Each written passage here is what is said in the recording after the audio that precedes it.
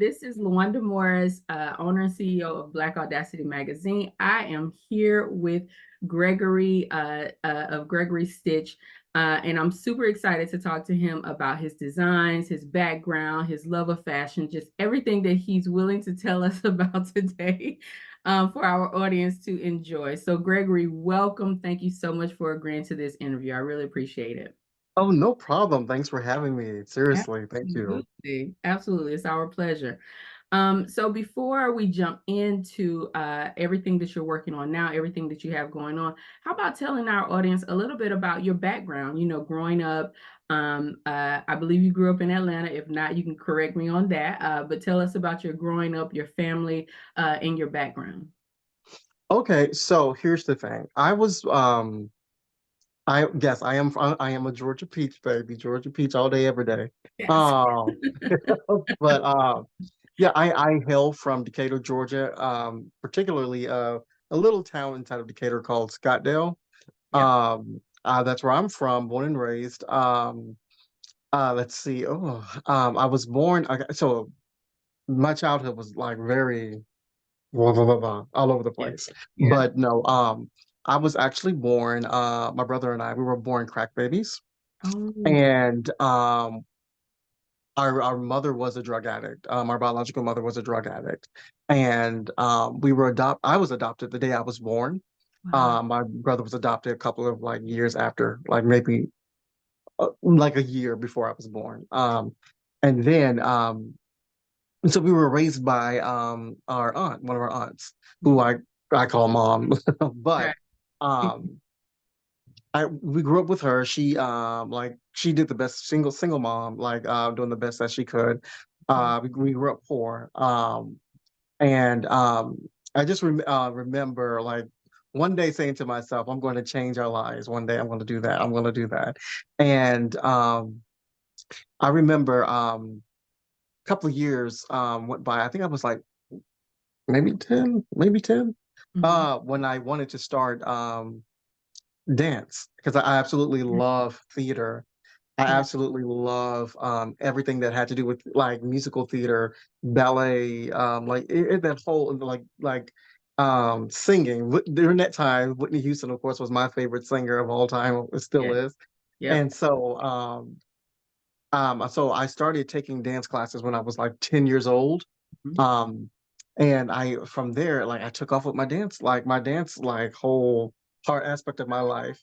Yeah. I was dancing, I was taking classes. I studied at the Atlanta Ballet. Did a little studying at the Alvin Ailey School in New York. Yeah.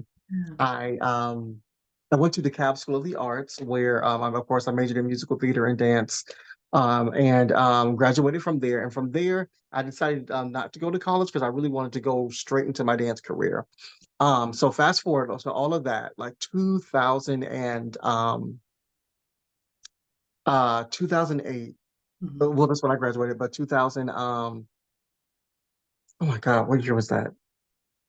It was 2000 and Lord Jesus, 2010. Mhm. When I found out that my mom was terminally ill, Oh, and my adoptive mother, she was terminally ill, mhm. and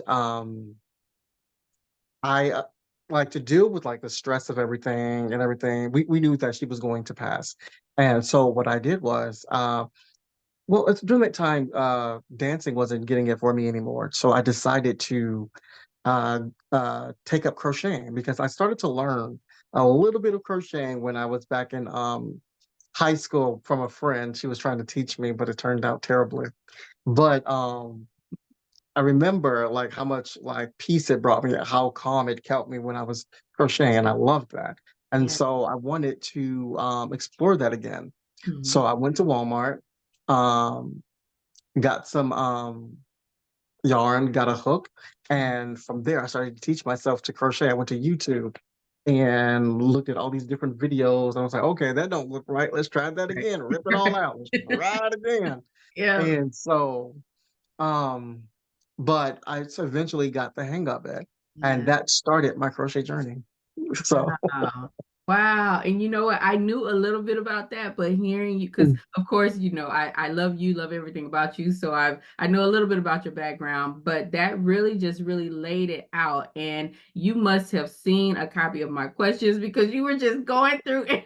Oh, I'm so sorry. I'm so No, no, sorry. no, no. It's okay. No, it's okay. It is perfectly okay because I know I have way too many questions because I was, like I said, super excited to talk to you. But to condense it all down to the 20 minutes I promised you, that's great that you're going Clever.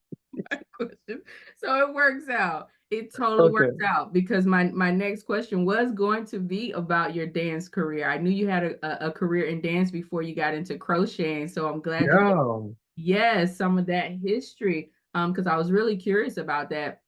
And then transitioning into your start of learning or your journey to learning how to crochet.